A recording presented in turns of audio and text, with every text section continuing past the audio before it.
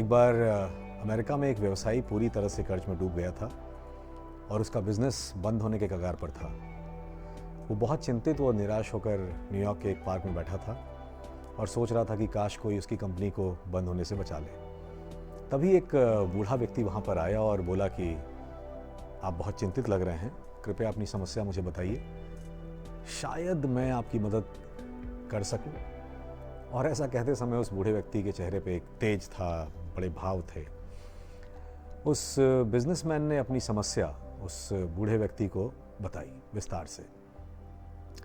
उसकी समस्या सुनकर उस बूढ़े व्यक्ति ने अपनी जेब से एक चेक बुक निकाली और एक चेक लिखकर इस बिजनेसमैन को दे दिया और उससे कहा कि तुम यह चेक रखो और ठीक 1 वर्ष के बाद हम यहाँ फिर मिलेंगे, तो फिर तुम मुझे ये पैसे वापस लौटा देना।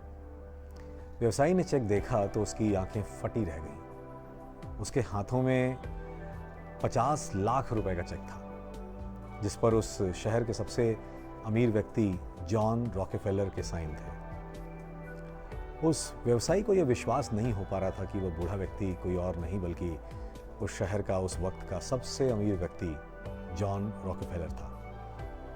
उसने उस बूढ़े व्यक्ति को आसपास ढूंढा, देखा, लेकिन तब तक वो बूढ़ा व्यक्ति वहाँ से जा चुका था।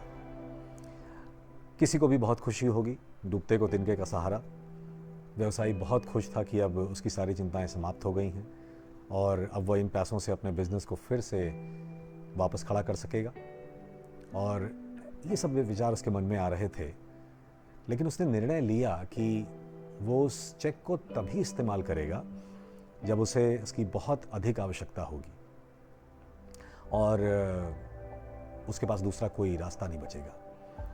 उस व्यवसायी की निराशा और चिंताएं बिल्कुल दूर हो चुकी थी, जैसा किसी के साथ होता।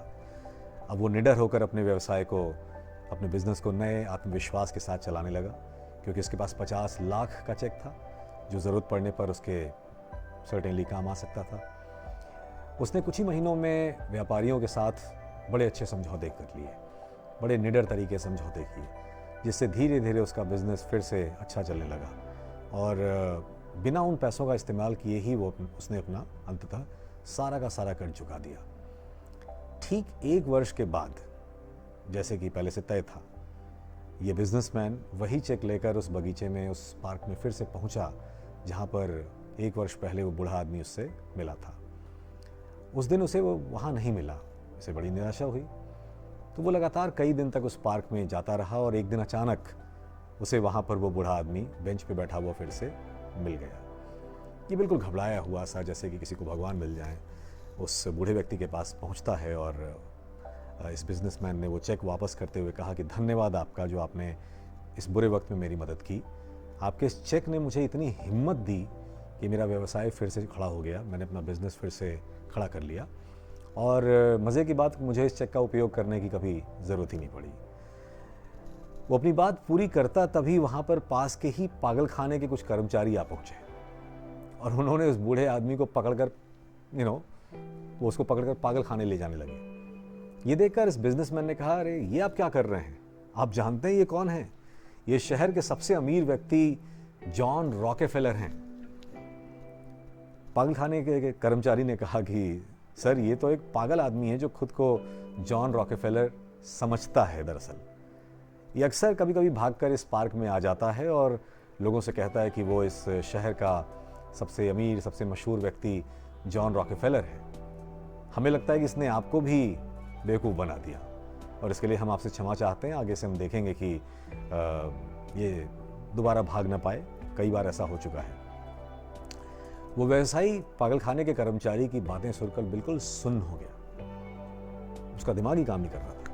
उसे यकीन नहीं हो पा रहा था कि वो व्यक्ति जॉन रॉकेफेलर नहीं था और 1 वर्ष से जिस चेक के दम पर वो आराम से अपने व्यवसाय में जोखिमें उठा रहा था, दरअसल वो चेक नकली था।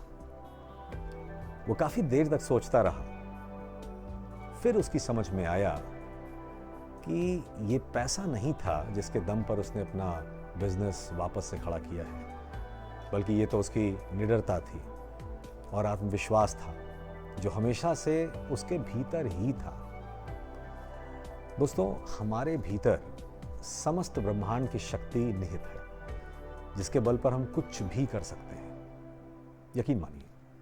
लेकिन समस्या ये है कि हम कभी कभी नकारात्मकता, निराशा और डर के अंधकार में इतना डूब जाते हैं कि हम भूल जाते हैं कि हमारे भीतर असीमित शक्ति है जो अंधकार को पल भर में दूर कर सकती है। जब हम आत्मविश्वास और निडरता का रास्ता चुनते हैं तो सारी रुकावटें अपने आप दूर हो जाती हैं। और इसीलिए तो कहा गया है, क्या कहा गया है?